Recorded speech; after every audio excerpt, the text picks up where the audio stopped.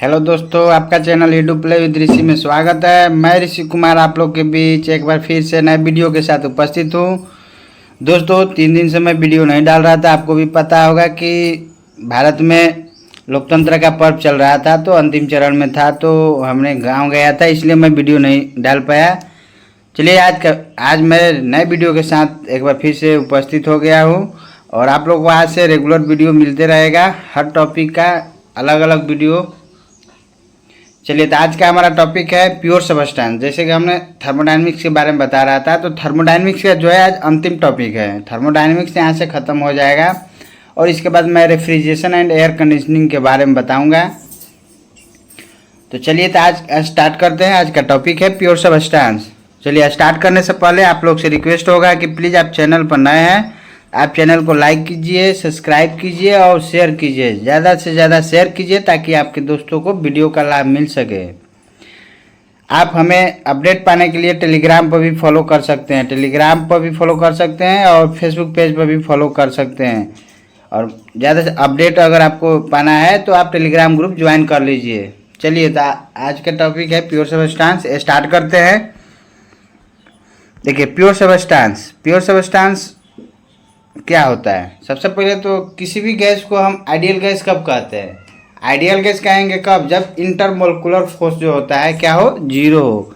किसी भी गैस को आइडियल गैस कहेंगे जब क्या हो? इंटरमोलिकुलर फोर्स क्या हो? जीरो, यानी उसके बीच जो इंटरमोलिकुलर फोर्स होता है, मोलिकुल के बीच जो फोर्स होता है, नेट फोर्स क्या हो?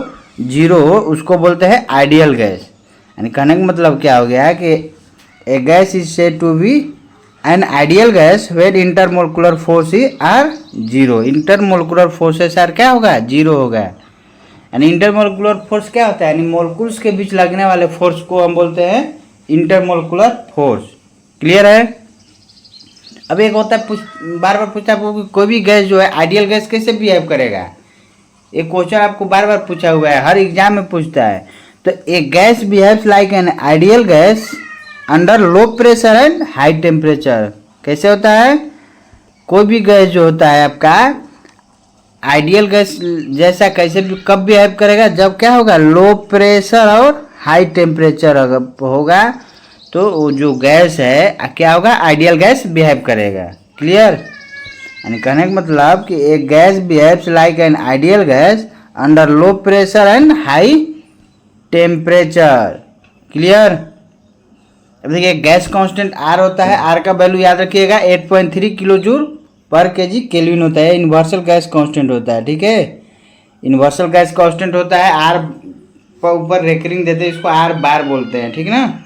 तो इसका वैल्यू कितना होता है? 8.3 किलो जूल पर केजी केल्विन। ये हर गैस के लिए ये वैल्यू इतना ही होता है। ठीक है, अब कहेगा कि ये यूनिवर्सल गैस कांस्टेंट है आर बार। अब कहेंगे गैस कांस्टेंट क्या होगा? यानी आर का वैल्यू जनरली हम लोग पढ़ते हैं, एयर के लिए अलग पढ़ते हैं, हर मैंने गैस के लिए अलग अलग पढ़ते हैं। तो आर बार जो है यूनिवर्सल गैस कांस्टेंट क्या होता है? 8.3 किलो जूल पर केजी केल्विन। उसी तरह आपका आर जो निकालेंगे, आर जो निकलता है क्या होता है? R universal gas constant upon molecular weight. ठीक ना? आर जो होता है गैस कांस्टेंट जिसको हम बोलते हैं, वो क्या होता है? Are bar upon molecular wait. Clear? याद रखिएगा कि गैस कांस्टेंट का जो वैल्यू हम निकालते हैं, कैसे निकालते हैं? यूनिवर्सल गैस कांस्टेंट में मोलिकुलर वेट से, उस गैस के मोलिकुलर वेट से डिवाइड करते हैं तो हमको क्या निकलता है? गैस कांस्टेंट निकलता है। अब मोलिकुलर वेट होता क्या है? जैसे CO2 हो गया आपका, CO2 क्या हो गया? CO2 का मोलिकुलर वेट क्या होगा? कार्बन का कितना होता है? 12, ऑक्सीजन का कितना होता है? 16। तो एक कार्बन है, 2 ऑक्सीजन, 16 दूना 32 प्लस 12 कितना? 44। तो इसका मोलिकुलर वेट कार्बन का, कार्बन डाइऑक्साइड का क्या हो जाएगा? 44। क्लियर? तो किसी भी, अब देखिए, तो कार्बन डाइऑक्साइड गैस का कहेगा क्या चीज़ कि गैस कांस्टेंट कितना होगा? कैसे निकालेंगे? तो आर बराबर कितना है? 8.3 अपॉन 44 से भाग कर देंगे, हमारा क्या निकल जाएगा? गैस कांस्टेंट किसका? कार्बन डाइऑक्साइड का। अब चलिए, मोल फ्रैक्शन क्या होता है? सबसे पहले तो मोल जानेंगे। मोल क्या होता है? मास बटा मास बटा मोलिकुलर वेट होता है, मोल होता है ना। तो उसी तरह मोल फ्रैक्शन निकालते हैं, जिसका मोल फ्रैक्शन निकालना है उसको ऊपर करते हैं, बाकी टोटल मोल को डिवाइड कर देते हैं, समझे। तो अगर किसी चीज़ का मोल फ्रैक्शन निकालना है तो उसका मोल, जिस गैस का मोल फ्रैक्शन निकालना है तो उसका मोल अपॉन टोटल मोल, जितना भी मोल होगा नंबर ऑफ मोल्स को ऐड करके डिवाइड कर देते हैं, तो उस गैस का मोल फ्रैक्शन निकाल देते हैं। क्लियर। अब पार्शियल प्रेशर क्या है? पार्शियल प्रेशर उसको बोलते हैं, पार्शियल प्रेशर क्या आ जाएगा? Mole fraction into total pressure. Partial pressure क्या होता है? मोल फ्रैक्शन में अगर टोटल प्रेशर में मोल फ्रैक्शन से मल्टीप्लाई कर देंगे तो हमको पार्शियल प्रेशर मिल जाएगा। क्लियर। तो अगर देखिए ये मोल के टर्म में मोल फ्रैक्शन लिखे, उसी तरह प्रेशर के टर्म में लिखेंगे तो मोल फ्रैक्शन क्या आ जाएगा? Partial pressure upon total pressure, समझे। Partial pressure upon total pressure क्या हो जाएगा हमारा? ये मोल फ्रैक्शन हो जाएगा। क्लियर है। अब चलिए उसी तरह वॉल्यूम के टर्म में लेंगे तो क्या आ जाएगा? मोल फ्रैक्शन अगर लेंगे वॉल्यूम के टर्म में तो partial volume upon total volume. Clear. Temperature के फॉर्म में तो partial temperature upon total temperature. तो पार्शियल टेम्परेचर अगर निकालेंगे तो क्या आ जाएगा? Mole fraction into total temperature. अब देखिए ये तो हम निकाले गैस कांस्टेंट किसी एक गैस का। अगर मान लीजिए कि बहुत सारा गैस है, उसको मिला के एक मिक्सचर बनाते हैं तो उसका इक्विवेलेंट गैस कांस्टेंट कैसे निकालेंगे? तो आर इक्विवेलेंट जो होता है सबका क्या करेंगे? M1 R1 plus M2 R2 plus M3 R3, जितना भी गैस अलग अलग दिया रहेगा उसका क्या करेंगे? M1 उसका माने मोलिकुलर वेट इंटू R1 उसका क्या gas constant plus M2 R2, ठीक है, अपॉन टोटल मास ले क्या करते हैं? डिवाइड करते हैं। क्लियर। ये होता है इक्विवेलेंट गैस कांस्टेंट। क्लियर है। इक्विवेलेंट गैस कांस्टेंट क्या हो जाएगा? आर इक्विवेलेंट जो होता है M1 R1 plus M2 R2 plus M3 R3 upon M1 plus M2 plus M3। यानी कहने का मतलब कि जो अलग अलग गैस का गैस कांस्टेंट इंटू उसका मोलिकुलर वेट को ऐड करके या टोटल मास ले डिवाइड कर देंगे तो उस मिक्सचर का हमारा क्या मिल जाएगा? इक्विवेलेंट गैस कांस्टेंट निकल जाएगा। चलिए तो उसी तरह इक्विवेलेंट मोलिकुलर वेट क्या होता है? इक्विवेलेंट मोलिकुलर वेट क्या होगा? तो इक्विवेलेंट मोलिकुलर वेट भी उसे निकालेंगे कि मोलिकुलर वेट क्या होता है। देखिए मोलिकुलर वेट कहने का मतलब क्या? पहले तो जानेंगे मोल क्या होता है। तो मोल जो होता है मास अपॉन क्या? मोलिकुलर वेट होता है ना जी। तो क्या हो जाएगा? Equivalent molecular weight. तो देखिए इक्विवेलेंट मोलिकुलर वेट अगर निकालेंगे तो वही हो जाएगा एक अलग अलग मिक्सचर का हम क्या करेंगे? N1 M1 plus N2 M2 plus N3 M3 upon summation of N। यानी कहने का मतलब क्या हो गया? उसका अलग अलग गैस का मोलिकुलर वेट इंटू मोल का मल्टीप्लाई करेंगे, बटे में क्या करेंगे? टोटल मोल से डिवाइड कर देंगे। क्लियर है। अब देखिए इसको जब एक्सपेंड करेंगे क्या? N1 M1 plus N2 M2 मान लीजिए दो गो गैस है, अपॉन क्या करेंगे? टोटल मोल मान लेते N है। इसको हम लिख सकते हैं क्या? इसको लिख सकते हैं ना जी कि N1 M1 upon N plus N2 M2 upon N। ये क्या हो गया? देखिए ये इतना टर्म क्या हो जाएगा? N1 अपॉन N क्या हो जाएगा? इसको बोलते हैं मोल फ्रैक्शन X। ये X1 हो जाएगा, ये X2 हो जाएगा। क्लियर। तो इसीलिए इसको हम लिख सकते हैं मोलिकुलर वेट को N1 M1 plus N2 M2 plus N3 M3 upon summation of N। इसको और एक्सपेंड करेंगे तो X1 M1 plus X2 M2 plus X3 M3 यानी मोल फ्रैक्शन के टर्म में। क्लियर है। अब देखिए हम क्या क्या निकाले? इक्विवेलेंट गैस कांस्टेंट निकाल लिए, इक्विवेलेंट मोलिकुलर वेट निकाल लिए। अब देखिए इक्विवेलेंट क्या? Specific heat at constant pressure and specific heat at constant volume अगर निकालना है किसके लिए? आइडियल गैस के लिए। तो देखिए इसका क्या होता है? अगर Cp निकालना है यानी specific heat at constant volume का किसी भी मिक्सचर का इक्विवेलेंट स्पेसिफिक हीट निकालना है एट कांस्टेंट प्रेशर, तो उसमें भी यही करते हैं M1 Cp1 plus M2 Cp2 plus M3 Cp3 plus upon कर देते क्या जी, टोटल मोलकुलर वेट से डिवाइड कर देते हैं। उसी तरह सी भी निकालेंगे, specific heat at constant volume भी M1 CV1 plus M2 CVT, यानी अलग अलग उसका स्पेसिफिक हीट कांस्टेंट वॉल्यूम का मास ले मल्टीप्लाई करके सबको जोड़ के और टोटल मास ले डिवाइड कर देंगे तो हमारा क्या निकल जाएगा, equivalent specific heat at constant volume पर निकल जाएगा। क्लियर है? चलिए तो आगे बढ़ते हैं।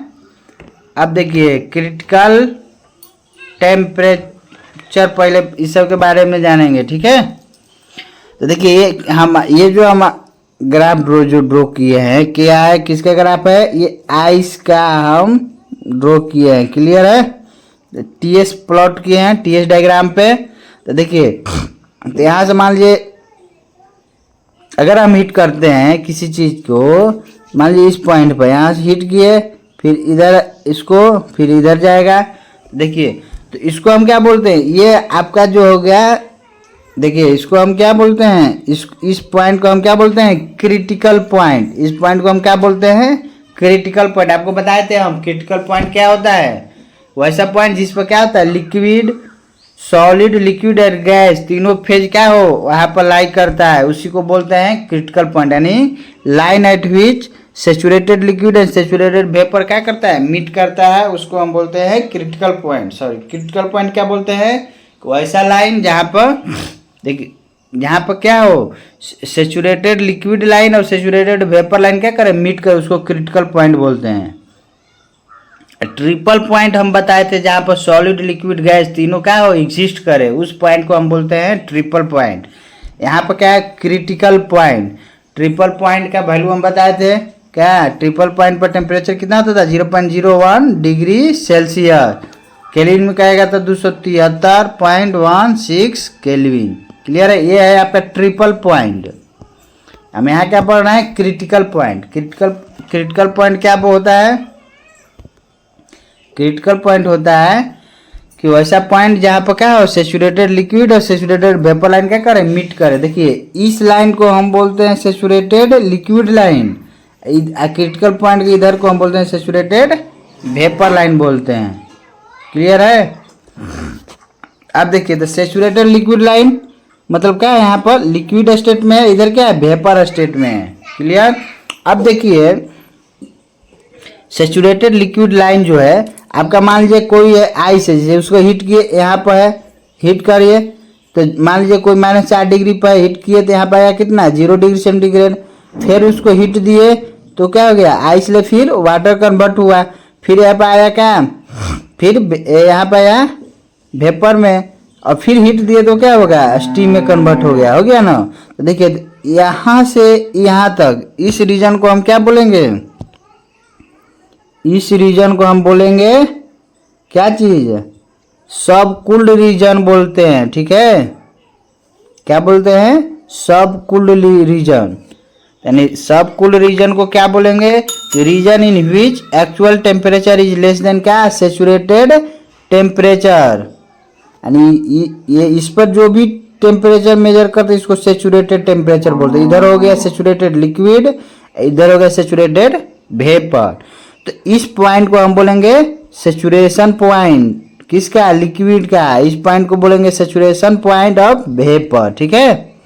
तो इस यानी सब कूल्ड रीजन बोलते हैं कि रीजन एट विच टेम्परेचर क्या हो, एक्चुअल टेम्परेचर जो इससे क्या हो, कम हो, बिलो हो, यानी इस टेम्परेचर से क्या हो, बिलो हो, तो उसको हम बोलते हैं क्या चीज, उसको बोलते हैं हम सेचुरेटेड सब कूल्ड रीजन। एंड इस टेम्परेचर से नीचे का जो रीजन है, इधर जो भी होगा, इसको बोलते हैं सब कूल्ड रीजन। क्लियर है?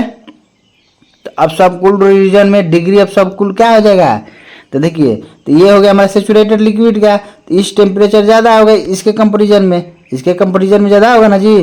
तो यहाँ से इसको घटाएंगे तो हमारा ये निकल जाएगा डिग्री ऑफ सब कूल्ड। क्लियर?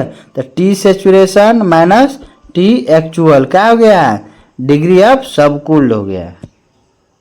क्लियर? उसी तरह देखिए, और ये हो गया हमारा सेचुरेटेड वेपर पॉइंट।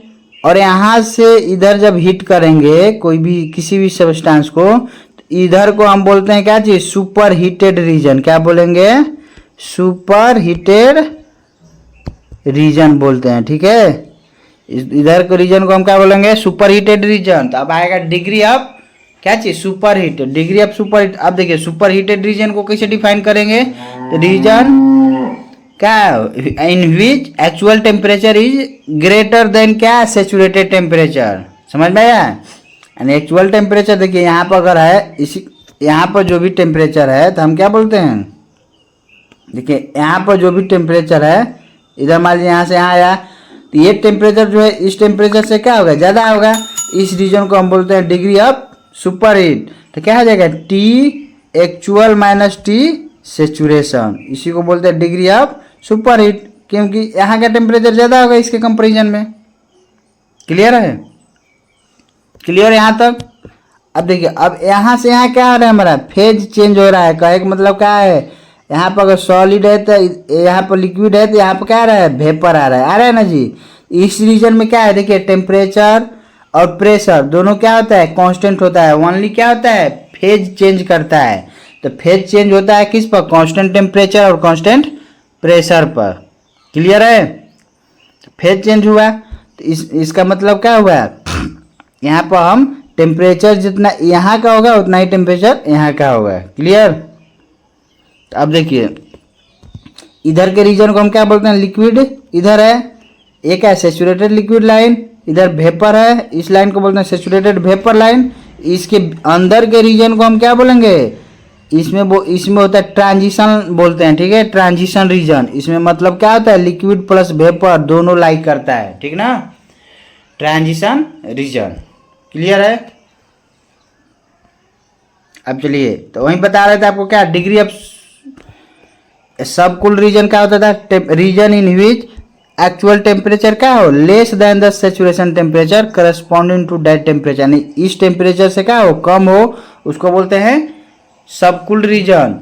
और डिग्री ऑफ सबकूल क्या हो जाएगा, तो T saturation minus T actual घटा देंगे तो डिग्री ऑफ सबकूल निकलेगा। उसी तरह सुपर हीटेड रीजन में किसको बोलते हैं, the region in which actual temperature क्या हो, ग्रेटर देन सेचुरेटेड टेम्परेचर, ठीक है, यानी इससे क्या होगा, ज़्यादा होगा। क्लियर है। चलिए आगे बढ़ते हैं। अब देखिए वेट रीजन हम क्या बताए थे, इसके अंदर जो होता है आपका लिक्विड प्लस वेपर, इसको ट्रांजिशन जोन बोलते हैं या वेट रीजन बोलते हैं। वेट रीजन को कैसे डिफाइन करेंगे, तो देखिए तो इट इज वेट रीजन होता क्या है, तो वेट रीजन होता है it is the region in which liquid and vapour exist. समझ में आया, यानी वैसे रीजन जहाँ पर क्या हो, लिक्विड और वेपर क्या हो, एग्जिस्ट करे किस में, इक्विलिब्रियम में, उस रीजन को हम बोलते हैं wet region. In this region the actual temperature is equal to the saturation temperature. अभी हम बताए ना जी कि जो इस रीजन में जो होगा तो किस इसका जो एक्चुअल टेम्परेचर होगा किसके बराबर होगा, सेचुरेशन टेम्परेचर के बराबर होगा। और इस रीजन को हम बोलते हैं वेट रीजन। क्लियर है। यानी वेट रीजन किसको कैसे डिफाइन करेंगे, तो वैसा रीजन जिसमें क्या हो, लिक्विड और वेपर दोनों एग्जिस्ट करे और इक्विलिब्रियम पोजीशन में हो। क्या हो, इक्विलिब्रियम में हो। क्लियर है।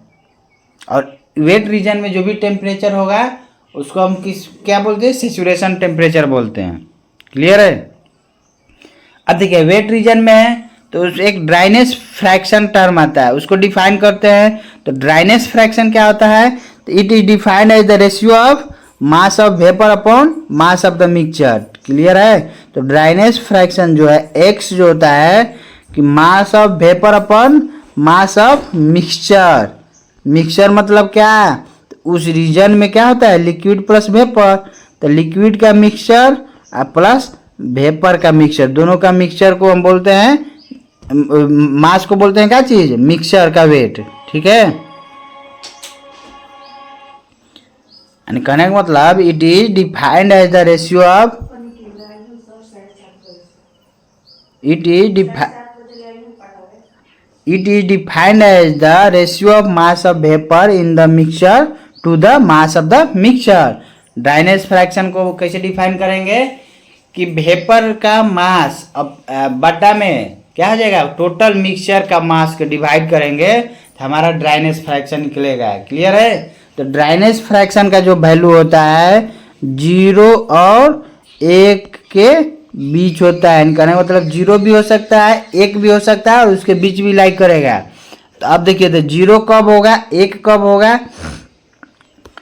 तो सबसे पहले देखिए ड्राइनेस फ्रैक्शन जो है, डिफिनीशन क्लियर है। ड्राइनेस फ्रैक्शन क्या होता है कि defined as the ratio of mass of vapour to the mass of the mixture. Dryness fraction का वैल्यू कहाँ से कहाँ लाई करता है, 0 से 1 के बीच होता है। ठीक है, 1 कब होगा, 0 कब होगा, अभी हम बताएंगे। यानी कहेंगे मतलब 0 भी हो सकता है, 1 भी हो सकता है, उसके बीच लाई करता है, उससे ज़्यादा नहीं होता है। ठीक है, तो देखिए ड्राइनेस फ्रैक्शन जो होता है, मान लीजिए कि जैसे इस ग्राफ में हम देखे थे क्या है ड्राइनेस फ्रैक्शन। तो इधर मान लेते हैं एक यहाँ पर कोई है पॉइंट, ये क्या है, इधर के रीजन को हम बोलते हैं वेपर रीजन, इधर के रीजन को बोलते हैं liquid region. Mass of vapour, यहाँ भी जो भी मास ऑफ वेपर होगा अपॉन टोटल मिक्सचर को हम बोलते हैं मास रेशियो को हम क्या बोलते हैं, ड्राइनेस फ्रैक्शन। अब देखिए तो अगर ये जो लाइन है आपका इस लाइन पर लाई करें, क्लियर है, अगर जो हम बोले ये जो लाइन है इसी लाइन पर लाई करें सेचुरेटेड लाइन पर, तो क्या हो जाएगा, तो जो मास ऑफ लिक्विड है तो किसके बराबर हो जाएगा, मास ऑफ वेपर के बराबर हो जाएगा ना जी। यानी लिक्विड का मास 0। जब इस लाइन पर लाई करेगा तो सेचुरेटेड वेपर लाइन है, तो क्या बताए थे, ड्राइनेस फ्रैक्शन यानी मास of vapour upon mass of liquid plus mass of vapour. तो जब इस लाइन पर लाई करेगा तो लिक्विड का मास क्या हो जाएगा, 0। तो हमारा क्या बचेगा, तो x बराबर क्या बचेगा, मास of vapour upon mass of the vapour, cut गया 1। यानी कहने का मतलब क्या, जब भी कोई लाइन अगर सेचुरेटेड वेपर लाइन पर अगर लाई करेगा तो इसका क्या हो जाएगा, ड्राइनेस फ्रैक्शन 1 होगा। क्लियर? उसी तरह अगर सेचुरेटेड लिक्विड लाइन पर है तो ड्राइनेस फ्रैक्शन क्या हो जाएगा, तो देखिए तो सेचुरेटेड लिक्विड लाइन पर है तो क्या होता है, मास of vapour upon mass of the liquid plus mass of the vapour, तो क्या हो जाएगा। अब देखिए इसमें हम क्या करेंगे, मास ऑफ वेपर से डिवाइड करेंगे तो ओवरऑल वैल्यू क्या आ जाएगा, ऊपर आ जाएगा 1 upon mass of the liquid upon mass of the vapour plus 1 आएगा ना जी। तो जब इसमें हम क्या करेंगे, जब यहाँ पर क्या होगा, वेपर का वैल्यू मास ऑफ वेपर 0 क्योंकि सेचुरेटेड लिक्विड लाइन है, तो ओवरऑल वैल्यू क्या आ जाएगा हमारा, 0 आएगा। क्लियर? तो जब भी कोई लाइन अगर सेचुरेटेड लिक्विड लाइन पर है तो उसका ड्राइनेस फ्रैक्शन 0, जब सेचुरेटेड वेपर लाइन पर है तो ड्राइनेस फ्रैक्शन कितना, 1। अगर बीच में है तो 0 और 1 के बीच लाई करेगा। क्लियर है? समझ में आया कि ड्राइनेस फ्रैक्शन जो है आपका कब 1 होगा कब 0 होगा। तो ड्राइनेस फ्रैक्शन अगर सेचुरेटेड लिक्विड लाइन पर है तो 0 होगा, अगर सेचुरेटेड वेपर लाइन पर है तो ड्राइनेस फ्रैक्शन क्या होगा, 1 होगा। क्लियर? तो देख हम क्या देख रहे हैं, जैसे जैसे लिक्विड से वेपर की तरफ बढ़ रहे हैं तो ड्राइनेस फ्रैक्शन का वैल्यू क्या हो रहा है, बढ़ते जा रहा है। जैसे इस ग्राफ में देखिए ये लाइन 0.1 0.2 है, इधर 0.8 0.9, ये है कितना 1। तो जैसे जैसे हम इधर से इधर बढ़ रहे हैं तो ड्राइनेस फ्रैक्शन का वैल्यू बढ़ते जा रहा है, अब मैक्सिमम कितना 1। एंड कहने का मतलब कि ड्राइनेस फ्रैक्शन जो होता है, ड्राइनेस फ्रैक्शन लाइन जो है क्या है, converges on critical point. Dryness fraction क्या है, क्रिटिकल पॉइंट पर कन्वर्ज करता है। तो क्रिटिकल पॉइंट पर अगर कहेगा कि ड्राइनेस फ्रैक्शन क्या होगा तो क्या बताएंगे, तो क्रिटिकल पॉइंट का अगर ड्राइनेस फ्रैक्शन अगर पूछे तो हम कहेंगे क्रिटिकल पॉइंट का जो ड्राइनेस फ्रैक्शन होता है हम उसको डिफाइन नहीं कर सकते हैं। ठीक है, अनडिफाइंड है। क्लियर? इसलिए किस ड्राइनेस फ्रैक्शन जो भी है क्या होता है, क्रिटिकल पॉइंट पर कन्वर्ज करता है, तो इसलिए हम क्या करते हैं, क्रिटिकल पॉइंट का ड्राइनेस फ्रैक्शन को हम अनडिफाइन करते हैं, डिफाइन नहीं कर सकते हैं। क्लियर है? अगर सेचुरेटेड वेपर लाइन है तो उसका dryness fraction 1, saturated liquid line है तो उसका ड्राइनेस फ्रैक्शन क्या हो जाएगा, 0। अब बता दें ट्रिपल पॉइंट, इस पॉइंट को हम बोलते हैं क्रिटिकल पॉइंट। अब अगला टर्म है हमारा ट्रिपल पॉइंट। ट्रिपल पॉइंट क्या होता है, अभी बताए थे, पहले बताए थे ट्रिपल पॉइंट कि वैसा पॉइंट कहाँ पर जहाँ पर क्या हो लिक्विड, वेपर और सॉलिड क्या हो तीनों इक्विलिब्रियम में एग्जिस्ट करे, उस पॉइंट को हम बोलते हैं ट्रिपल पॉइंट। वैसे पॉइंट जहाँ पर लिक्विड, वेपर और सॉलिड तीनों क्या हो स्टेट एग्जिस्ट करे इक्विलिब्रियम में, तो उस पॉइंट को हम बोलते हैं ट्रिपल पॉइंट। अब पूछता है आपका ट्रिपल पॉइंट क्या है। पीवी अगर डायग्राम प्लॉट करेंगे, पी और टी पर डायग्राम प्लॉट करेंगे तो ट्रिपल पॉइंट का क्या होगा ग्राफ। तो ये मान लेते हैं पीवी डायग्राम, पीटी डायग्राम है, तो ट्रिपल पॉइंट जो होता है ड्रॉ करेंगे तो एक हमको क्या मिलता है, पॉइंट मिलता है। देखिए यहाँ पर क्या है, ये पॉइंट है। अब देखिए ये है हमारा क्या, सब्लिमेशन कर्व, इसको वेपराइजेशन कर्व, ये हो गया हमारा फ्यूजन कर्व। सब्लिमेशन कर्व बताए थे ना जी कि क्या हो, सॉलिड से सीधे लिक्विड कन्वर्ट होता है, उसको सब्लिमेशन बोलते हैं, और लिक्विड से सीधे वेपर कन्वर्ट होता है, उसको वेपराइजेशन प्रोसेस बोलते हैं। अब फ्यूजन क्या बोलते हैं, सॉलिड से लिक्विड में कन्वर्ट हो, उसको बोलते हैं फ्यूजन या मेल्टिंग, जो कहिए। क्लियर है। तो देखिए जब पीटी डायग्राम प्लॉट करेंगे तो हमारा ट्रिपल पॉइंट कैसा मिलता है, एक पॉइंट मिलता है, ठीक ना। क्या मिलता है, एक पॉइंट मिलता है। एक चीज याद रखिए कि अब पूछता है कि फ्यूजन कर्व जो है जनरली गैस का जो होता है आपका क्या होता है, पॉजिटिव होता है। देखिए इसका अगर स्लोप हम लेंगे तो क्या होगा, पॉजिटिव। लेकिन अगर कहेगा कि वाटर का फ्यूजन कर्व का स्लोप कैसा होता है, निगेटिव होता है, ठीक ना। याद रखिएगा वाटर ऐसा लिक्विड है जिसका फ्यूजन कर्व हमारा क्या होता है, लिक्विड होता है। ये हो गया आपका वाटर का। क्लियर है। इसका जो स्लोप है क्या होगा, इसका स्लोप जो होता है लिक्विड होता है, इसीलिए हम कहते हैं कि slope of fusion curve for water क्या होता है, निगेटिव होता है। क्लियर। बाकी का स्लोप पॉजिटिव। देखिए सब्लिमेशन कर्व का भी अगर स्लोप ड्रॉ करेंगे पॉजिटिव, इसका भी पॉजिटिव, इसका भी पॉजिटिव, ठीक ना। लेकिन वाटर का सब्लिमेशन, वाटर का जो स्लोप निकालेंगे फ्यूजन कर्व का तो हमारा क्या आएगा, निगेटिव आएगा, याद रखिएगा। तो पीटी डायग्राम में ट्रिपल पॉइंट हमारा कैसा मिलता है, एक पॉइंट मिलता है। ये क्या है हमारा, एक पॉइंट है। पूछता है कि अगर ट्रिपल पॉइंट का पीटी डायग्राम पर प्लॉट करेंगे तो कैसा मिलेगा हमको, तो कैसा मिलेगा, ट्रिपल पॉइंट एक पॉइंट के रूप में मिलेगा। ठीक है। और आपको हम बताए थे फर्स्ट ही लेक्चर में बताए थे कि ट्रिपल पॉइंट पर डिग्री ऑफ फ्रीडम क्या होता है, 0 होता है। बताए थे गिब्स फेज रूल, याद है। आप लोग वीडियो नहीं देखे हैं तो वीडियो पीछे का देख लीजिए, आपका टोटल क्लियर हो जाएगा और एक भी क्वेश्चन आपका नहीं छूटेगा। समझ में आया। आप पूरा वीडियो देख लीजिए, कोई क्वेश्चन नहीं छूटेगा आपका, आराम से क्वेश्चन बना के आइएगा। तो प्लीज़ आपसे रिक्वेस्ट होगा चैनल को लाइक कीजिए, सब्सक्राइब कीजिए और ज़्यादा से ज़्यादा शेयर कीजिए। चलिए देखिए तो कैसे गिब्स फेज रूल क्या बताए थे, A प्लस पी बराबर C प्लस 2 बताए थे। F क्या है, डिग्री ऑफ फ्रीडम। P क्या है, P बताए थे ना जी, phase, number of phase. C क्या है, नंबर ऑफ कंपोनेंट। अब देखिए ट्रिपल पॉइंट है, मान लीजिए हम देख रहे हैं आपका, तो ट्रिपल पॉइंट जैसे हो गया, आइस हो गया। बताए थे ना आइस में क्या है, फेज कितना 3, कंपोनेंट कितना 1, 3, इधर 1 + 2 3, 3 3 कट गया, डिग्री ऑफ फ्रीडम 0। क्लियर। तो ट्रिपल पॉइंट पर डिग्री ऑफ फ्रीडम क्या होता है, 0 होता है। दो टर्म बताया, एक क्रिटिकल पॉइंट, एक ट्रिपल पॉइंट। क्रिटिकल पॉइंट आएगा तो क्या टर्म आएगा, ड्राइनेस फ्रैक्शन आएगा। ड्राइनेस फ्रैक्शन क्रिटिकल पॉइंट को हम डिफाइन नहीं कर सकते हैं। ट्रिपल पॉइंट क्या होता है, तो ट्रिपल पॉइंट पर डिग्री ऑफ फ्रीडम 0 होता है। क्लियर। ये हम अभी देखें क्या चाहिए, triple point in PT diagram पर कैसा मिलता है हमको, एक पॉइंट मिलता है। क्लियर। ये देखिए सॉलिड रीजन है, ये लिक्विड रीजन, ये वेपर रीजन है। तीनों रीजन क्या है, एक पॉइंट पर मिल रहा है ना जी, तो इस पॉइंट को हम बोलेंगे क्या चाहिए, ट्रिपल पॉइंट। अब देखिए पीटी डायग्राम पर था, अब हम ट्रिपल पॉइंट देखते हैं पीवी डायग्राम पर। ट्रिपल पॉइंट देखेंगे किस पर, पीवी डायग्राम पर। क्या होगा, ट्रिपल पॉइंट किस पर, इन पीवी डायग्राम। देखिए ट्रिपल पॉइंट जो होगा पीवी डायग्राम पर, तो ये हो गया हमारा क्या चीज, सॉलिड रीजन, इधर ये हो गया आपका लिक्विड रीजन, इधर का हो गया आपका वेपर रीजन। ठीक ना।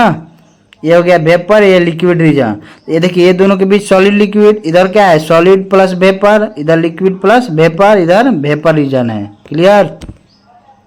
तो हमको क्या मिल रहा है, देखिए ट्रिपल पॉइंट क्या है, पीवी डायग्राम पर कहेगा तो एक लाइन मिल रहा है। देखिए इस लाइन पर क्या है सॉलिड भी है, लिक्विड भी है और वेपर भी है ना जी। तो इसलिए ट्रिपल पॉइंट जो है पीवी डायग्राम में अगर ड्रॉ करेंगे तो हमको क्या मिलता है, एक लाइन मिलता है। यही है हमारा ट्रिपल पॉइंट का एक लाइन। क्लियर। याद रखिएगा दो चीज, पीटी डायग्राम पर अगर ट्रिपल पॉइंट पूछेगा तो एक पॉइंट मिलेगा, पीवी डायग्राम पर कहेगा तो कैसा मिलेगा ट्रिपल पॉइंट, एक लाइन मिलेगा। क्लियर।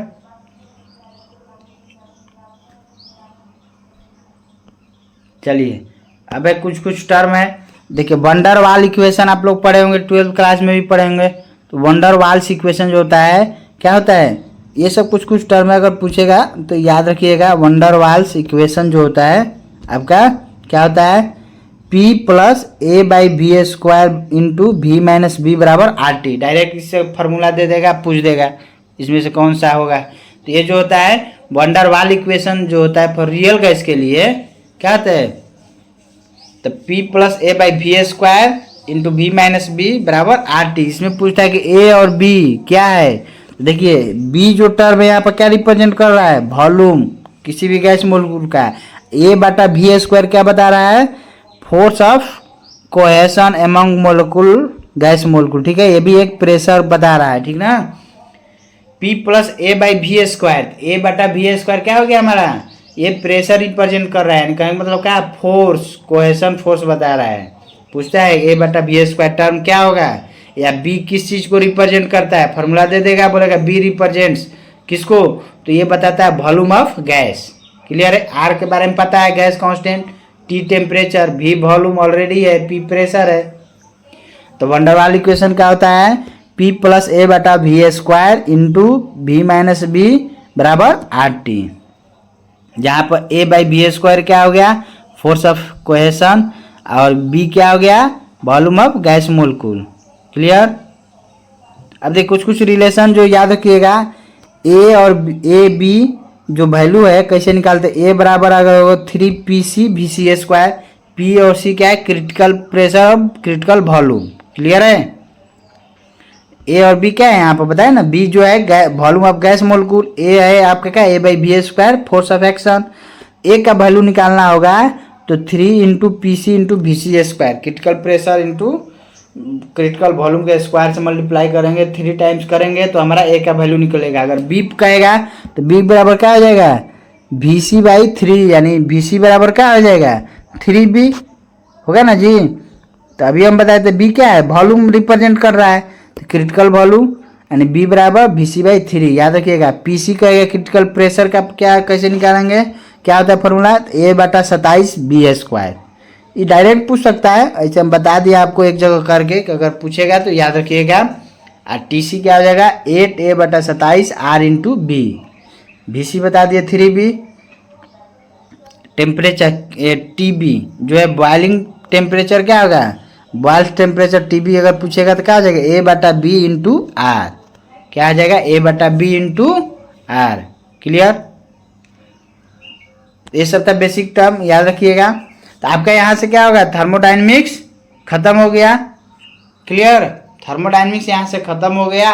अब मैं अगला लेक्चर आपको बताऊंगा रेफ्रिजरेशन एंड एयर कंडीशनिंग। आपका टोटल सिलेबस कवर करूंगा। आप कृपया वीडियो शुरू से लास्ट तक देखिए, आपका एक भी क्वेश्चन नहीं छूटेगा, आपका फुल गारंटी है मेरे तरफ से। चलिए तो आज का यहीं पर लेक्चर खत्म करते हैं, और आप लोग से रिक्वेस्ट होगा प्लीज़ चैनल पर आप नए हैं तो चैनल को सब्सक्राइब कीजिए, लाइक कीजिए और शेयर कीजिए, ज़्यादा से ज़्यादा शेयर कीजिए ताकि आपके दोस्तों को इस वीडियो का लाभ मिल सके। और ज़्यादा अपडेट पाने के लिए आप टेलीग्राम चैनल पर मेरे जुड़ जाइए या फेसबुक पेज को फॉलो कीजिए, आप वहाँ पर भी हर चीज़ का अपडेट मिलते रहेगा। क्लियर। चलिए तो आज का क्लास यहीं पर ख़त्म करते हैं, फिर मिलते हैं नेक्स्ट वीडियो में।